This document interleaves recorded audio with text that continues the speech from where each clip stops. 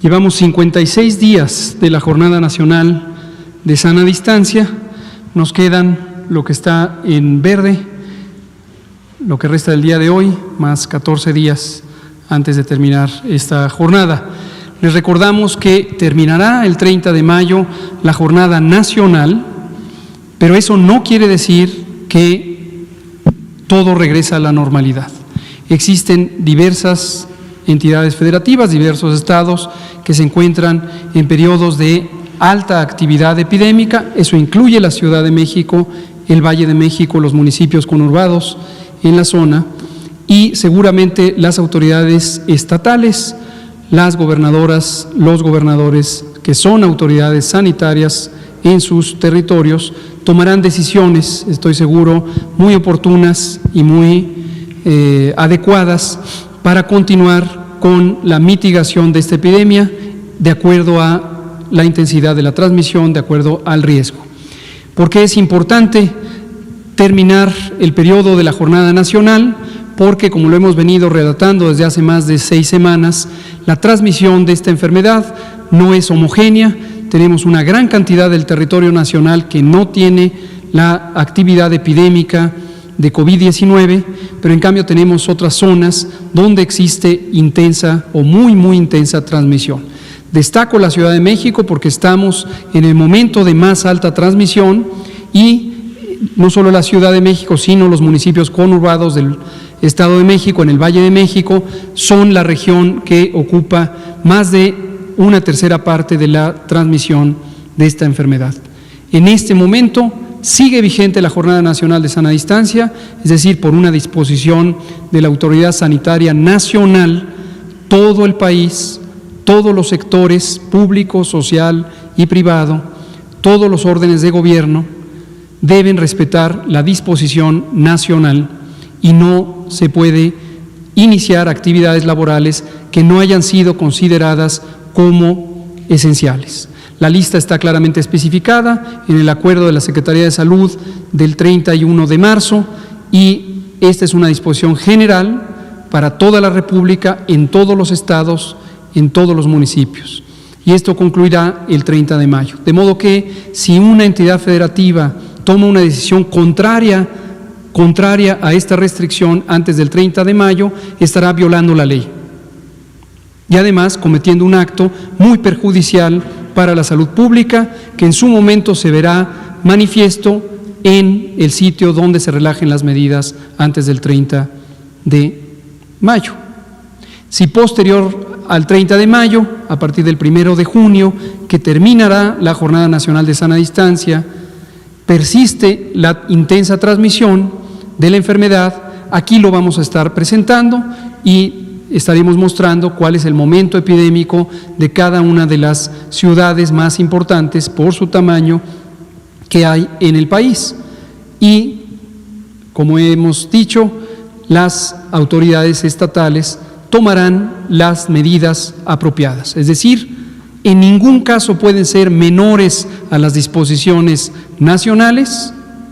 Una vez terminado el ciclo de la Jornada Nacional de Sana Distancia como disposición nacional, los estados desde luego pueden tomar decisiones de mantener la restricción de las actividades escolares, sociales y económicas según corresponda, con el propósito de mantener la reducción de los contagios por el mecanismo ya conocido, que es reducir la movilidad en el espacio público. Entonces, eso debe quedar perfectamente claro. 56 días entonces. Vámonos a la siguiente, en el panorama internacional. En esta gráfica que ya es por todas y todos conocidos, tenemos la representación de la contribución relativa de cada región del mundo y tenemos a la región de América con cerca del 49.5% de la actividad representada por los casos identificados y tenemos a la región de Europa como una región que se encuentra ya en descenso. Está en este momento en 29.9% del total de los casos registrados en los últimos 14 días y en el Mediterráneo Oriental vemos continúa el ascenso y continuará el ascenso en la medida en que los países, los estados soberanos de esta región continúen teniendo transmisión. Esta distribución, por lo tanto, irá cambiando. La tasa de letalidad, como comentábamos ayer, se ha mantenido estable con algunas pequeñas variaciones. Lo mínimo que llegó a tener fue 6.3 hace varias semanas, más de 2 meses, y hasta 7.4 en algún momento, y se ha estabilizado alrededor de 6.8, 6.9. Cambiará de acuerdo a lo que vaya ocurriendo en los distintos países, estados soberanos, los distintos continentes. La siguiente.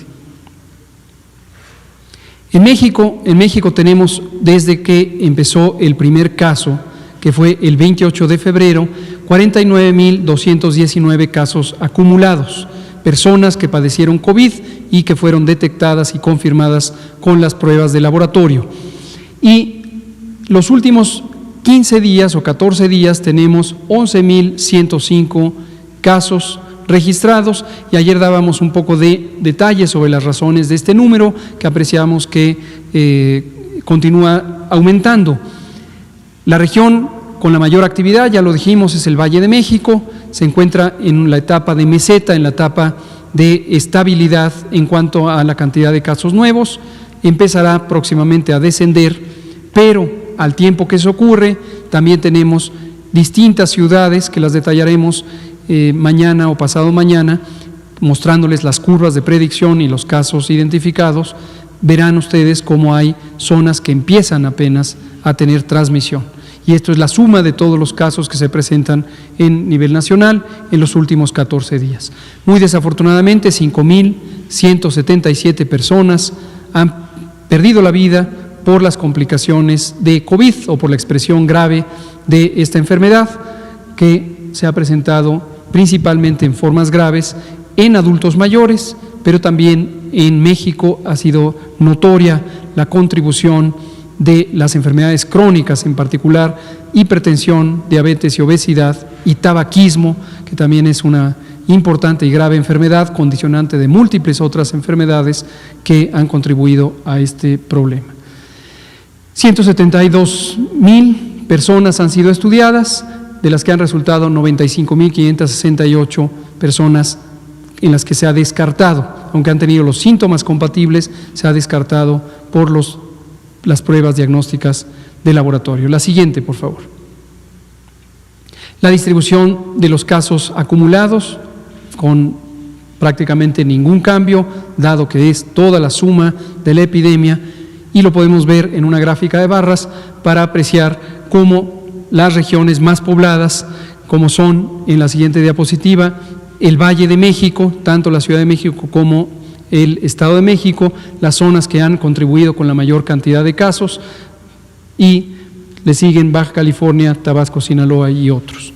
En la siguiente diapositiva lo que vemos es los casos nuevos, los casos de los últimos 14 días, y podemos apreciar en la siguiente diapositiva, estos 11.105 casos sí tienen importante variación, y notarán ustedes que a lo largo de las siguientes semanas estaremos viendo estados como Baja California Sur, que pasaron al color verde, y lo mismo algunos otros estados. Estos ya estaban en verde. Este es el nuevo de verde de hace 2 días, donde tenemos ya una disminución de la actividad epidémica, y desde luego empiezan a transitar por las distintas categorías con menores casos.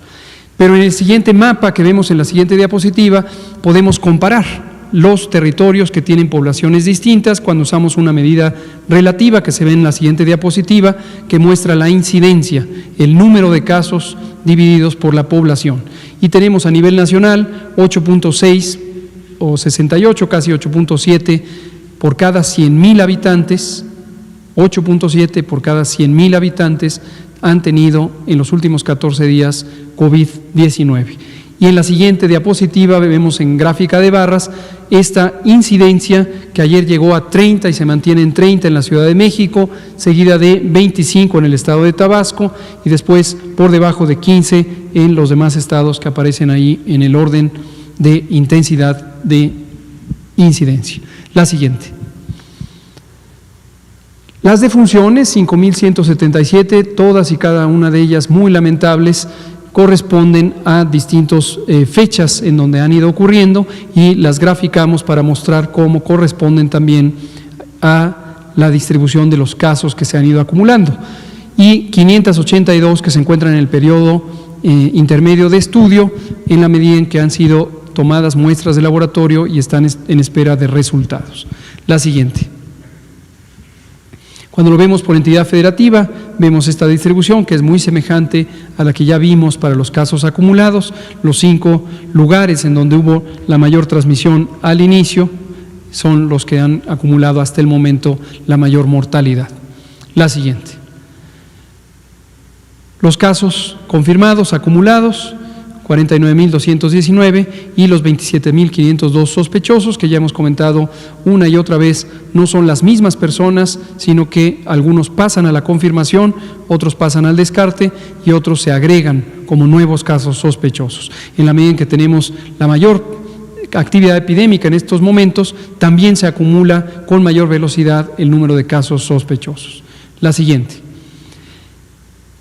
Y finalmente, en la parte del reporte epidemiológico, antes de pasar al informe sobre ocupación y disponibilidad hospitalaria, esta es nuestra curva de casos acumulados, 49.219, con un incremento de 4.4 en las últimas 24 horas, que representa 2.075 casos en las últimas 24 horas, y corresponde a este último tramo. Y su correspondiente en la curva epidémica diaria, en donde tenemos el número de casos diariamente identificados, que tiene la mayor intensidad de transmisión, reflejada como la mayor intensidad en la frecuencia de casos que ocurren diariamente. La siguiente. En el mapa de México tenemos los 739 hospitales notificantes, hospitales que fueron designados para la atención de personas con COVID-19, y de quienes informaron tenemos un total de 13.767 camas desocupadas o disponibles y 8.568 que están ocupadas en este momento y que representan el 38% de la suma de esas dos cifras. Pasemos a la siguiente, por favor, y vemos la disponibilidad en color ocre, la ocupación en color rojo. Del lado derecho, la situación nacional, 38% de ocupación, y el resto, 62%, están en disponibilidad. Si lo queremos ver por entidad federativa, la Ciudad de México tiene 77% de ocupación de los hospitales COVID y 23% libre, y en adelante la zona conurbada del Estado de México, Baja California, Guerrero, Hidalgo, Tabasco, etcétera.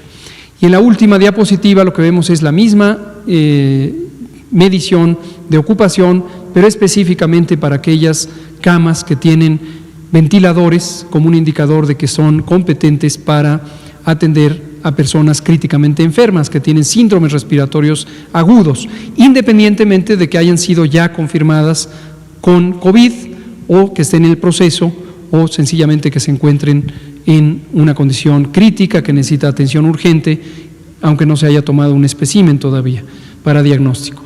En el nivel nacional, 32% de ocupación, 68% libre. En el extremo izquierdo, la Ciudad de México, 69% de ocupación, 31% libre. El Estado de México, 59%, Baja California, 52%, y en adelante en el orden que se muestra. Hasta aquí el informe técnico.